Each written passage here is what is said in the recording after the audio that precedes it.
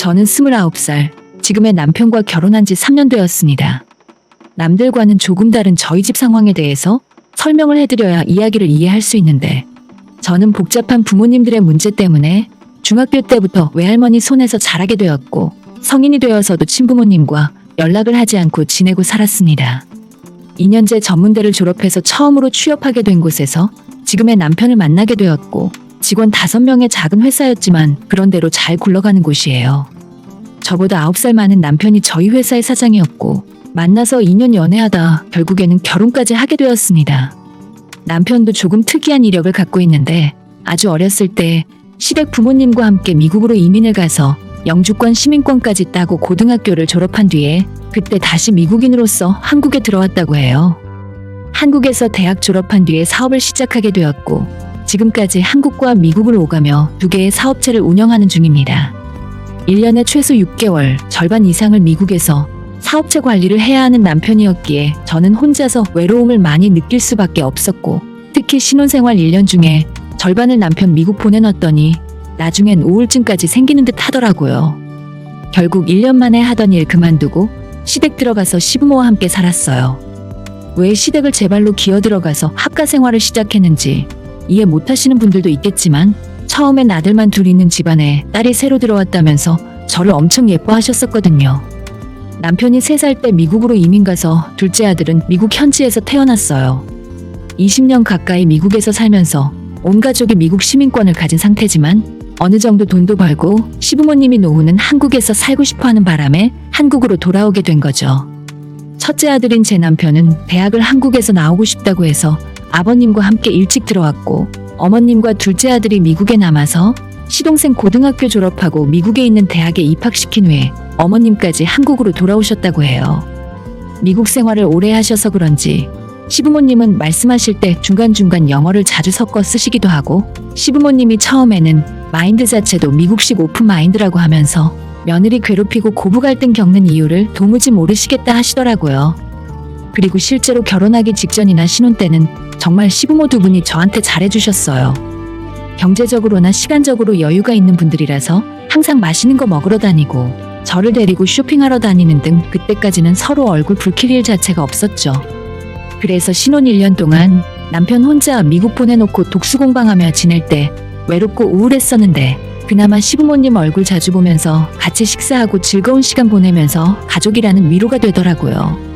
제가 저희 친정부모와 연락을 안 하고 살다 보니 가족에 대한 그리움이 남들보다 조금 많은 편이었고, 그런 상황에서 시부모님들이 살갑게 대해주시고 딸처럼 생각한다고 말씀해 주시니까 너무 심적으로 위안이 되고 그분들에게 기대게 되었어요. 남편이 반년짜리 미국 출장을 끝내고 돌아왔을 때 힘들어하는 저를 보고 시댁에서 함께 사는 것이 어떻겠냐는 제안을 먼저 하더라고요. 처음 들었을 때는 좀 불편할 것 같고, 왠지 시댁 생활이라고 하면 거부감이 드는 게 사실이라 거절했었는데, 몇 달 뒤에 남편이 출국할 때가 되니까 다시 혼자 반년 동안 외롭게 지낼 엄두가 나질 않았어요. 처음엔 시험 삼아 한 달 정도만 시댁에서 같이 지내보기로 했었는데 의외로 나쁘지 않았고, 오히려 혼자 있을 때보다 심리적으로 안정감이 들더라고요. 그래서 신혼집 정리해버리고 시댁에서 다 함께 살기 시작했는데, 저희 시댁의 집도 50평대로 넓은 편이라서 저 하나 더 들어가서 산다고 해도 서로 부대끼는 것 없이 편하게 지낼 수가 있었어요. 그전까지는 남편 회사에서 계속 일을 하고 있다가 시부모님이 일 그만하고 같이 놀러 다니자고 하셔서 그때부터는 직장도 그만둔 채 집에서 집안일 정도만 하며 시부모님과 시간을 많이 보냈어요. 난생 처음으로 골프도 배우기 시작했고, 시부모님 따라다니면서 1년 정도는 마치 제가 2분의 진짜 딸이 된 것 같은 착각이 들게 만들었습니다. 다른 며느리들이 시부모와 갈등을 겪고 심하면 이혼까지 하게 되는 이야기들을 들으면서 마치 딴 세상 이야기인 줄로만 알았고, 저는 부모 복이 없었으니 늦게나마 시부모 복이라도 받았구나 생각하며 감사하는 마음으로 살았어요. 일단 그때와 지금 상황은 많이 바뀌었지만 한 가지 확실하게 짚고 넘어가야 하는 부분은, 시부모님은 기본적으로 성격이 좋은 분들이고 저를 미워하거나 싫어해서 못살게 굴려고 하는 게 아니라는 걸 알고 있다는 것입니다. 사건의 발단은 올해 초에 남편이 다시 한국으로 들어와서 시댁에서 다 함께 지냈어요. 같이 사는 동안 별일 없었고, 지난 8월 남편이 또 미국으로 출국할 때까지는 4사람이 싸우는 일 한 번 없었습니다. 문제는 남편이 미국으로 떠난 뒤 며칠 지나지 않아서 제가 임신했다는 사실을 알게 되었어요. 당연히 제 임신 소식은 집안의 경사였고 그때부터 시부모님께서 저를 특별 대우해주기 시작하셨습니다. 그나마 제가 하던 일이라고는 집안 청소나 빨래 같은 집안일 조금이었는데 그때부터 일주일에 3번 청소해주시는 아주머니가 집에 오시기 시작했고 뱃속의 아이를 위해 손끝 하나 까딱하지 말고 편히 쉬라 하시더라고요. 집안일부터 시작해서 장 보러 갔을 때 작은 물건 하나도 못 들게 하시고 사소한 심부름도 절대 저를 시키지 않으셨어요. 조금 오버하시는 게 아닐까 싶을 정도로 저를 잘 챙겨주셨고 먹는 것도 임신 초기부터 신경 써서 먹어야 한다고 말씀하시면서 과하다 싶을 정도로 좋은 음식들을 많이 해주셨죠. 배불러서 더 못 먹겠다 싶을 때도 한 숟가락씩 더 먹어라. 너만 먹는 게 아니라 뱃속에 있는 아이도 같이 먹는 거니까 무조건 많이 먹어. 라고 하시면서 매일 삼시세끼를 밥 2공기씩 먹이시고 밥 먹고 나면 각종 과일에 영양제까지 쉴 새 없이 저한테 먹으라 하시더라고요. 처음에는 시부모님의 이런 관심이 너무 감사했고 제가 임신했는데 챙겨줄 친정부모가 없음에도 전혀 아쉬움 없을 정도로 물심양면으로 잘 챙겨주셨습니다. 때로는 시부모님이 너무 유난 떠는 게 아닌가 싶을 정도였지만 다 저를 위해서 하는 행동이니 감사하는 마음으로 시키는 대로 따랐어요. 하지만 시간이 지날수록 점점 도가 지나치고 몇 달이 지난 지금 이제는 도저히 시부모님들의 관심을 견딜 수가 없을 정도 수준이 되었어요. 같이 살다 보니 24시간 시부모의 관심을 집중적으로 받으며 살았는데 저의 일거수일투족을 모두 감시하면서 이건 된다 저거 안 된다 잔소리를 하기 시작했어요. 예를 하나 들자면 제가 만두가 먹고 싶어서 간식으로 만두를 먹자고 하면 안 돼. 뱃속 아이가 만두처럼 빵빵한 얼굴을 갖고 태어나면 어쩌려고. 절대 안 된다고 하시고 마트에서 장을 보고 있다가도 포도가 너무 맛있게 보여서 포도 좀 사가자고 하면 포도는 절대 안 된다. 아이 피부색이 시퍼런 포도 색깔이 되면 어떡하냐? 라고 하면서 못 먹게 하십니다. 처음에는 이게 두 분께서 저한테 장난하시는 줄 알았어요. 그런데 제 생각과는 다르게 시부모님은 정말 진지했고 진짜로 뱃속 아이 태어나기 전까지 하지 말라는 것도 많고 절대 먹으면 안 되는 음식들도 날로 늘어만 가더라고요. 어머님, 저 짜장면이 먹고 싶은데 오늘 점심에 짜장면이나 배달시켜 먹을까요? 라고 물어보면 중국집 위생이 얼마나 더러운지 모르냐면서 그거 먹고 탈이라도 나서 뱃속 아이가 잘못되기라도 하면 어쩌냐고 절대 안 된다 하십니다. 어머님, 오늘 점심에 콩나물밥 해 먹을까요? 제가 양념간장 맛있게 만들어서 해드릴게요. 어떤 날에는 갑자기 콩나물밥이 아침부터 먹고 싶어서 저렇게 말씀드린 적도 있었는데 괜히 콩나물 먹었다가 콩나물처럼 비실비실한 아이가 태어나면 어쩌냐면서 절대로 먹지 말라고 안 된다 말리셨어요. 집에서는 이것도 안 되고 저것도 안 된다고 하시니 저는 저대로 불만은 쌓여가고 안 된다고 말릴수록 먹고 싶은 음식은 자꾸만 늘어나더라고요.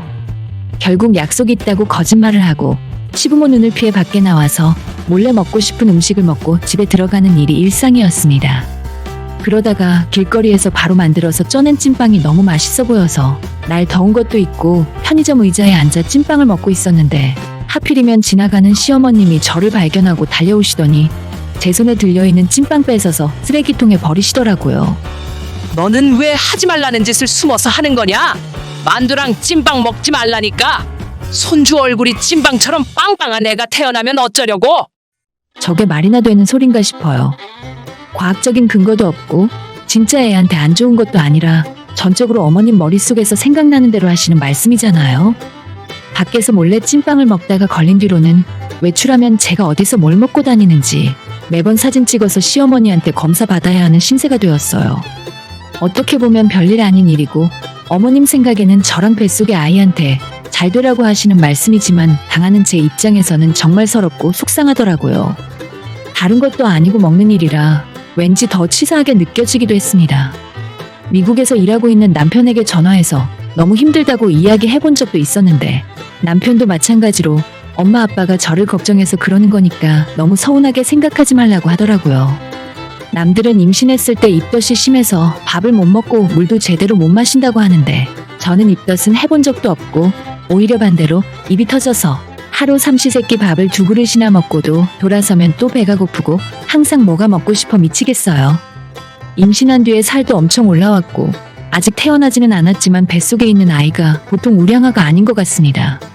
아무튼 남들 다 먹는 사과까지 먹지 말라며 괜히 사과 먹었다가 아이 얼굴에 빨갛게 홍조가 생기면 어떡하냐는 말을 들으니까 진짜 미치고 팔짝 뛸 지경이었어요. 저희 집 메뉴도 제가 임신한 뒤로는 삼시세끼 미역국에서 바뀌질 않기 때문에 아마 아이 낳고 난 뒤로는 미역은 쳐다도 보지 않을 것 같아요.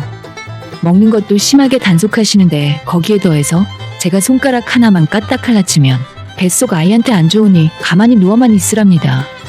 TV에 나오는 산부인과 의사조차도 가만히 있는 것이 태아에게 좋은 일은 아니라며 가벼운 운동은 필수적으로 해야 한다고 말하는데도 불구하고 집안에서 화장실 가려고 걸어다니는 것조차 조심하라 하시고 맨날 밥 먹고 누워만 있으라고 하세요.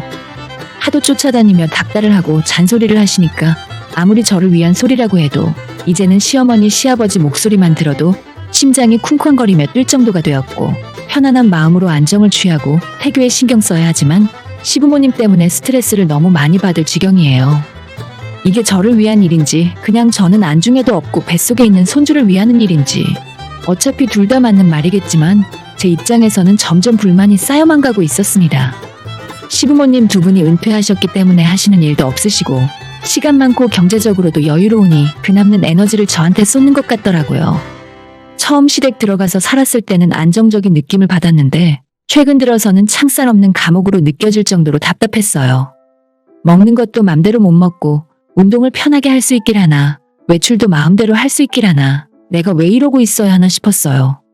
답답한 마음을 집안에서는 도저히 풀 길이 없어서 가장 친한 친구에게 하소연을 했는데 먹는 걸로 생긴 스트레스는 먹는 걸로 풀어야 한다면서 맛있는 거 사줄 테니 밖으로 나오라 하더라고요. 외출 준비를 하는 제게 또다시 시어머니가 어딜 가냐고 물었고 친구 만나러 간다는 말씀드리고 밖으로 나왔습니다. 혹시나 시부모님과 마주칠까봐 집 근처에서 만난 것도 아니라 지하철 2정거장 거리로 약속 장소를 정하고 친구를 만났어요. 그날따라 곱창이 너무 먹고 싶어서 친구랑 만나자마자 곱창 대창 양껏 시켜서 마음 놓고 먹고 있었는데 뭔가 느낌이 쎄한 기분이 들어 뒤를 돌아보니 저희 시어머니가 뒤에서 저를 바라보고 있더라고요. 어딜 가나 싶어서 몰래 따라와 봤더니만 겨우 이거 먹으려고 그런 거야? 기름만 잔뜩 있고 몸에도 안 좋은데 왜 이런 걸 먹으려고 난리야? 진짜 저 그때 너무 놀라서 곱창집 의자와 같이 뒤로 넘어갈 뻔했습니다. 제 나이가 내년이면 30인데 먹고 싶은 거 하나도 마음대로 못 먹고 사생활을 전부 감시당하는 기분으로 살고 싶지 않았어요.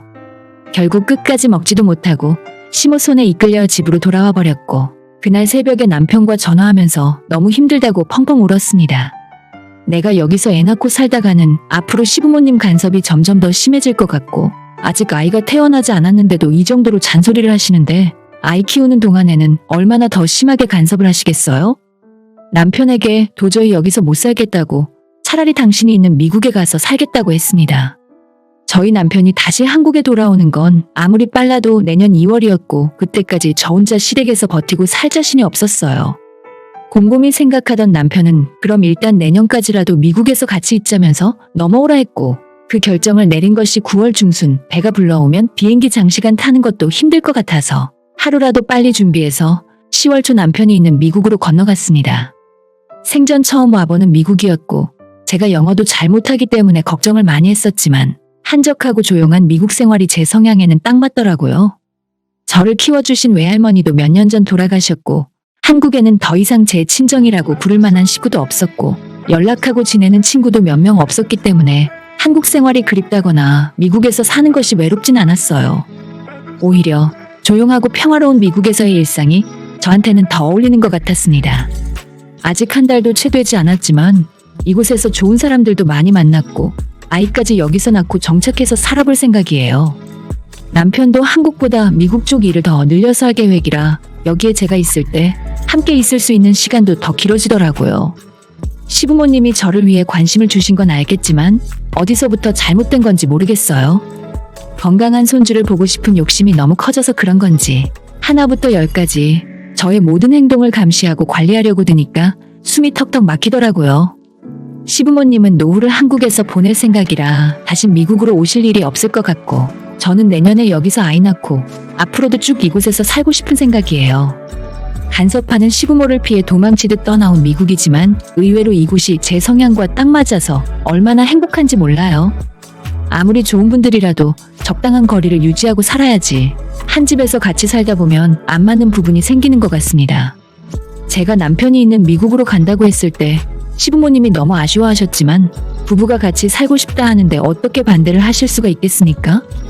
내년까지는 같이 살다가 아이 태어나면 시어머니가 몸조리까지 해줄 테니 그리고 나서 미국으로 가라 하시길래 몸조리는 또 얼마나 유난을 떠실까 싶어서 지금 당장 남편이 옆에 없으면 너무 힘들고 우울해서 미칠 것 같다고 꼭 지금 가겠다고 우겼어요.